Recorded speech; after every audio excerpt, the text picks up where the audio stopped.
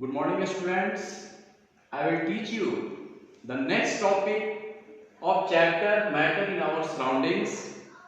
The next topic is states of matter. Matter की अवस्थाएं. Matter कितने स्टेट में पाए जाते हैं? There are 5 states of matter. Number 1, solid state, liquid state,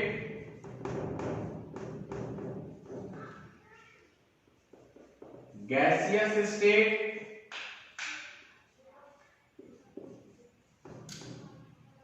plasma,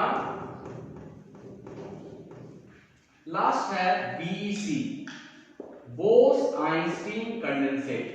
matter की 5 अवस्थाएं होती हैं: solid state, liquid state, gaseous state, plasma and BEC. Solid, liquid और गैसियस स्टेट्स के बारे में हम लोग प्रीवियस क्लास में थोड़ा सा पढ़ा था। 2 स्टेट जो है प्लाज्मा और बीईसी, जो हम लोग 9th क्लास में इसके बारे में पढ़ेंगे। New state. Solid state is defined that form of matter which possesses rigidity, incompressibility, fixed volume and fixed shape. Matter, nature में जितने भी मैटर्स हम लोग देखते हैं, जो रिजिड हो, जिसका वॉल्यूम फिक्स्ड हो, शेप फिक्स्ड हो और जिसको हम लोग कंप्रेस नहीं करें, वो सारे सॉलिड स्टेट हैं। जैसे टेबल है, चेयर है, पेन है, पेंसिल है, etc. Liquid state is defined that form of matter which possesses fluidity, mostly incompressible, fixed volume but no fixed shape. Air, example में water, milk, alcohol, acetone, etc. Gaseous state is defined that form of matter which possesses fluidity, mostly compressible, neither fixed volume nor fixed shape.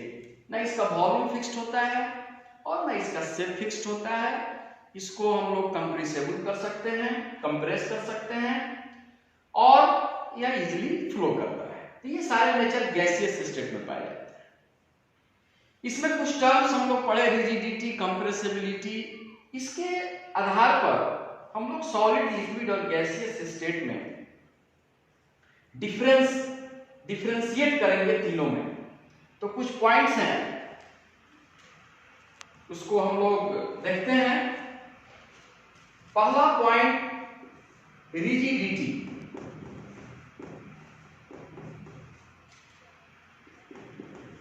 Compressibility.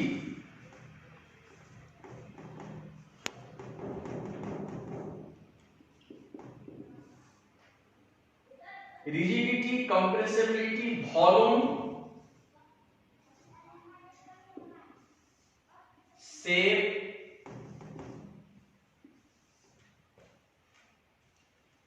Intermolecular space,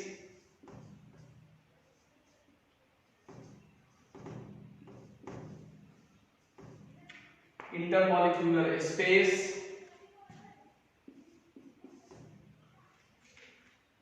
force of attraction,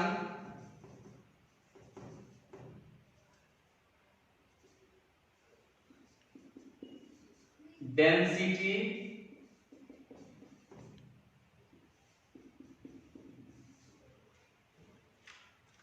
kinetic energy,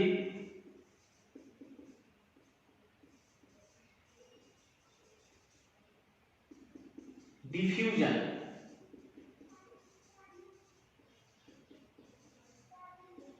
ये सब properties हैं जिसके आधार पर हम लोग solid, liquid और gaseous state में डिफरेंस करेंगे। पहला property rigidity, compressibility, volume, shape, intermolecular space, force of attraction, density, kinetic energy and diffusion. सबसे पहले तो रिजिडिटी। से कैसे डिफरेंस करेंगे? Rigidity means the tendency to maintain the shape when some forces is applied। Rigidity का अर्थ किया जब किसी ऑब्जेक्ट पर, किसी मैटर पर अगर हम फोर्स अप्लाइड करें तो उसका शेप मेंटेन रहे, शेप उसका चेंज नहीं हो, तो वह रिजिडिटी कहलाता है। जैसे सॉलिड स्टेट में अगर किसी सॉलिड ऑब्जेक्ट पर अगर हम फोर्स अप्लाइड करें तो हम ऑब्जर्व करेंगे कि उसका शेप चेंज नहीं करता है, तो कहेंगे कि वह रिजिड है। तो सॉलिड में रिजिडिटी मैक्सिमम होता है, लिक्विड में लिस्ट होता है, कम होता है, और गैसियस स्टेट में सबसे कम, वेरी लिस्ट कह सकते हैं, गैसियस स्टेट में रिजिडिटी होता है। नेक्स्ट है कंप्रेसिबिलिटी, कंप्रेस करना, दबाना। इसको भी हम लोग थोड़ा सा इसको डिफाइन करेंगे कि compressibility means the tendency to decrease the volume when some forces या प्रेशर इज अप्लाइड। अगर किसी ऑब्जेक्ट पर अगर हम प्रेशर या फोर्स अप्लाई करते हैं तो उसका वॉल्यूम डिक्रीज होगा, वॉल्यूम डिक्रीज होगा, इसका अर्थ है कि उसको हमने कंप्रेस किया, कंप्रेसिबिलिटी नेचर उसमें पाया जाता है। तो सॉलिड को हम कंप्रेस नहीं कर सकते हैं क्योंकि उसका वॉल्यूम डिक्रीज नहीं करता है।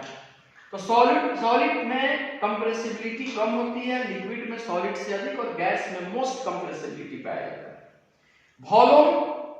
वॉल्यूम का अर्थ होता है जो ऑब्जेक्ट जितना स्पेस ऑक्युपाई करे वह उसका वॉल्यूम है। सॉलिड का वॉल्यूम फिक्स होता है, लिक्विड का भी वॉल्यूम फिक्स होता है, क्योंकि लिक्विड में सिर्फ जिस कंटेनर में हम लिक्विड को डालेंगे उसका शेप चेंज होगा, लेकिन जितना डालेंगे वह उसका वॉल्यूम चेंज नहीं होता है। और गैसियस स्टेट में वॉल्यूम फिक्स नहीं होता है।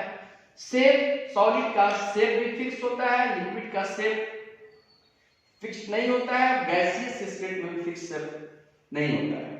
इंटरमॉलिक्यूलर स्पेस, सॉलिड के पार्टिकल्स के बीच इंटरमॉलिक्यूलर स्पेस लिस्ट होता है, बहुत ही कम होता है, जिसके चलते उसके पार्टिकल्स में फोर्स ऑफ अट्रैक्शन ज्यादा होता है और इसलिए वह रिजिड होता है। तो सॉलिड में इंटरमॉलिक्यूलर स्पेस नहीं के बराबर होता है, फोर्स ऑफ अट्रैक्शन ज्यादा होता है। लिक्विड में इंटरमॉलिक्यूलर स्पेस अधिक पाया जाता है, जिससे उसमें फ्लूइडिटी का नेचर पाया जाता है और इजीली फ्लो करता है। और गैसियस स्टेट में मोस्ट इंटरमॉलिक्यूलर स्पेस होता है और फोर्स ऑफ अट्रैक्शन लिस्ट होता है। डेंसिटी के आधार पर भी हम लोग डिफरेंस करेंगे। Density means denser, denser means उसके पार्टिकल्स क्लोजली पैक्ड होंगे। जिस ऑब्जेक्ट का पार्टिकल्स जितना ही क्लोजली पैक्ड होगा उसकी डेंसिटी उतना ही अधिक होगा। तो सॉलिड की डेंसिटी अधिक होती है, लिक्विड की डेंसिटी सॉलिड से कम, और गैसियस स्टेट में लिस्ट होता है। Kinetic energy means the energy possessed by the particles due to motion के चलते जो एनर्जी प्रोसेस करता है वो काइनेटिक एनर्जी है। तो सॉलिड में जो पार्टिकल्स क्लोजली पैक्ड होते हैं तो उसमें फ्लूइडिटी का नेचर नहीं है, वो मूव नहीं करता है, इसलिए उसमें काइनेटिक एनर्जी लिस्ट होता है। लिक्विड और गैसियस स्टेट में काइनेटिक एनर्जी अधिक पाया जाता है। डिफ्यूजन सबसे लास्ट पॉइंट है। Diffusion means the intermixing of particles of matter, different particles of matter to each other on their own is called diffusion। जब particles खुद अपने आप मिल जाएं, different particles, तो उसको हम लोग कहेंगे कि वो एक दूसरे में डिफ्यूज हो गया। जैसे पिछले क्लास में हम लोग पोटेशियम परमैंगनेट को वाटर में डिफ्यूज किया था, तो देखा कि उसके जो पार्टिकल्स हैं 2 से 3 क्रिस्टल, वो अपने आप वाटर के पार्टिकल्स में डिफ्यूज हो गया। तो डिफ्यूजन सॉलिड लिक्विड में डिफ्यूजन, लिक्विड में भी डिफ्यूजन होता है। जैसे potassium permanganate solid liquid diffusion का एग्जांपल है। पोटेशियम परमैंगनेट जब वाटर में मिक्स होगा तो सॉलिड लिक्विड का डिफ्यूजन होगा। अल्कोहल जब वाटर में मिक्स होगा तो लिक्विड इन लिक्विड डिफ्यूजन होगा। एरिएटेड ड्रिंक्स जैसे सोडा वाटर है, CO2 वाटर में जब डिफ्यूज होगा तो गैस इन लिक्विड डिफ्यूजन होगा। सॉलिड डिफ्यूजन बहुत कम होता है, लेकिन उसका एक एग्जांपल है जैसे ब्लैक बोर्ड पर हम लोग चौक से लिखते हैं तो लिखने के क्रम में चौक का जो पार्टिकल्स है वो ब्लैक बोर्ड में कहीं ना कहीं मिक्स हो जाता है, डिफ्यूज हो जाता है, जो सॉलिड का एग्जाम्पल है। तो डिफ्यूजन के आधार पर भी हम लोग डिफरेंस करेंगे। तो सॉलिड स्टेट में डिफ्यूजन बहुत कम होता है, लिस्ट है। लिक्विड और गैसियस स्टेट में डिफ्यूजन अधिक होता है। ऐसे डिफ्यूजन दो फैक्टर पर डिपेंड करता है, एक टेम्परेचर और एक डेंसिटी। टेम्परेचर इंक्रीज होने से रेट ऑफ डिफ्यूजन भी इंक्रीज होता है। जैसे इसका एग्जांपल मैं दे रहा हूं कि दो बीकर लेंगे, एक में हॉट वाटर और एक में कोल्ड वाटर डालेंगे और दोनों में एक एक चम्मच अगर हम लोग हॉर्लिक्स मिलाएं तो हम देखेंगे कि हॉट वाटर में हॉर्लिक्स तेजी से डिफ्यूज हो जाता है और कोल्ड वाटर में डिफ्यूज होता है लेकिन उसका रेट कम होता है, धीरे धीरे डिफ्यूज करेगा। तो देखा कि हॉट वाटर इसलिए उसमें रेट ऑफ डिफ्यूजन अधिक है। दूसरी चीज डेंसिटी पर डिपेंड करता है। दो बीकर लीजिए और एक में दोनों में वाटर ले लीजिए 50-50 ml और एक में ब्लू या ब्लैक इंक डालेंगे और एक में हनी डालेंगे तो देखेंगे कि ब्लू या ब्लैक इंक जो है वो वाटर में रैपिडली तेजी से डिफ्यूज होता है और वही हनी जो है उसको डिफ्यूज होने में समय लगता है। इसका अर्थ है कि हनी की जो डेंसिटी है वो ब्लू या ब्लैक इंक की डेंसिटी से अधिक है। तो जिस लिक्विड जिस सब्सटेंस की डेंसिटी अगर अधिक है तो उसको डिफ्यूज होने में अधिक समय लगता है, उसका रेट ऑफ डिफ्यूजन कम होता है और जिसकी डेंसिटी कम है वो जल्दी इजीली डिफ्यूज हो जाएगा। तो इस आधार पर हम लोग इसके 9 पॉइंट्स हैं और इस आधार पर हम लोग सॉलिड लिक्विड गैसियस स्टेट में डिफरेंस हम लोगों ने पाया और इसको हम लोग कॉपी पर एक नोटबुक पर इसका डिफरेंस हम लोग एक प्रिपेयर करेंगे और अगले वीडियोस में हम लोग इसका change of states of matter पढ़ेंगे कि कैसे सॉलिड लिक्विड में चेंज होता है, लिक्विड गैसियस स्टेट में चेंज होता है। तब तक आप